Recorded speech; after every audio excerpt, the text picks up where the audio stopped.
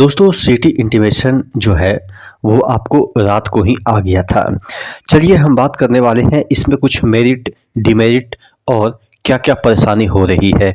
चूँकि ये जो नोटिस आया है इसके अकॉर्डिंग उन्हीं लोगों का सिर्फ़ आया है जिनका कि 25 तारीख से था तो उनको 15 को आएगा और जिनका कि 26 तारीख को है, यहाँ पे देखिएगा 26 तारीख का जिनका एग्ज़ाम है उनको आएगा 16 को और जिनका 27 तारीख को है उनको आएगा 17 को और जिनका देखिए तो किसको कैसे पता चलेगा कि हमारा 28 को है कि 29 को है।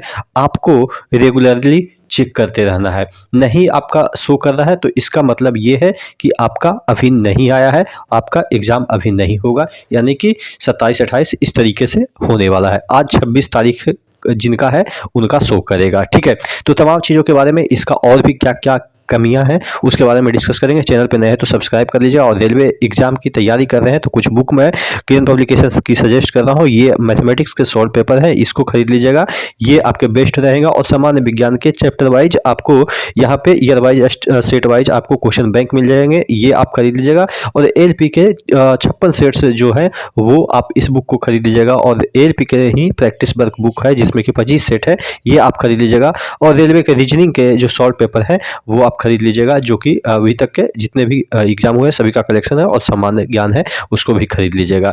तो मैं बात कर रहा था नीचे डिस्क्रिप्शन बॉक्स में इन सभी जो बुक है उसका लिंक दिया हुआ है। तो मैं बात कर रहा था कि ये जो एग्जाम सिटी आई है उसमें क्या क्या चीज़ें है और क्या क्या खामियां हैं। देखिए सबसे पहले तो बहुत सारे लोग ये क्लेम कर रहे हैं जिनका कि NCL है वो CL से डाले जा चुके हैं, यानी कि बोर्ड ने उनको क्रीमी लेयर में घोषित कर दिया है कि आप क्रीमी लेयर में है। कोई OBC का है तो उसको SC में कर दिया गया है, कोई SC का बंदा है उसको जो है वो OBC में कर दिया गया है। तो ये कन्फ्यूजन बना हुआ है, तो हो सकता है कि इसमें फिर से कुछ चेंजेस देखने को मिले। हालांकि अभी तो आप अपने अकॉर्डिंग देंगे ही, लेकिन जब डॉक्यूमेंट वेरिफिकेशन होगा तो आपका जो आपने प्रिंट आउट निकाला होगा उसमें तो दिया होगा ना। आप जब प्रिंट आउट निकाले होंगे, जब फॉर्म भरे होंगे तो उसमें आपने SC दिया होगा तो वो आपका सही रहेगा। तो वहाँ पे लेकिन उससे पहले तो आपका सिलेक्शन हो जाएगा। तो कुछ कमियां हैं, हो सकता है कि आपको एग्जाम के बाद ये चीज़ों को देखने को मिलने कि बहुत सारे लोगों के साथ ऐसा हुआ है।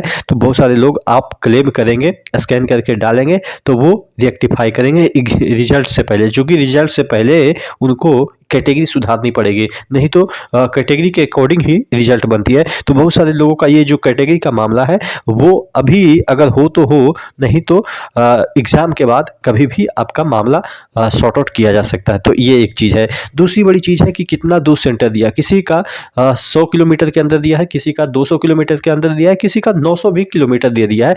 पता नहीं किस आधार पर रैंडमली, चूँकि सॉफ्टवेयर ही एक काम करता है और सॉफ्टवेयर में कभी कभी इस तरह के टेक्निकल ग्लिचेज आते हैं जिसकी वजह से आपको पता भी नहीं चलता है कि क्या इसका एक्चुअल मोटिव था, क्या पास में देना था या दूर में देना था या मिडिवल जो एरिया है वहाँ पे देना था। तो ऐसा हुआ है कि कई लोगों का 800 किलोमीटर दूर दिया गया है, किसी लोगों का 100 किलोमीटर ही दूर दिया गया है। तो हो सकता है इसमें भी कुछ टेक्निकल ग्लिच हो, जिस तरीके से आप देख रहे हैं कि कैटेगरी में कुछ चीज़ें गलत हुई है। तो आशा करते हैं जैसे ही कुछ और अपडेट आती है मैं आपको अपडेट कर दूंगा। फिलहाल तो यही अपडेट है कि कुछ चीज़ें इसमें खामियां हैं जो कि सुधार करने की आवश्यकता है, चूँकि नहीं तो बहुत बड़ा ब्लंडर हो सकता है। कोई बंदा अगर SC से दे रहा है और उसको आप जनरल में कंसीडर कर रहे हैं तो आप समझ सकते हैं कि कितना बड़ा, ये तो सुप्रीम कोर्ट के जो न्याय है उसके अगेंस्ट भी आप काम कर रहे हैं। तो ये आपके सॉफ्टवेयर का हो सकता है दोष हो। देखते हैं कि कब तक इसका सॉल्यूशन निकलता है। इस पे हम RRB से भी बात करेंगे। जैसे ही कोई अपडेट आती है मैं आपको अपडेट कर दूंगा। चैनल पे नहीं तो सब्सक्राइब कर लीजिएगा।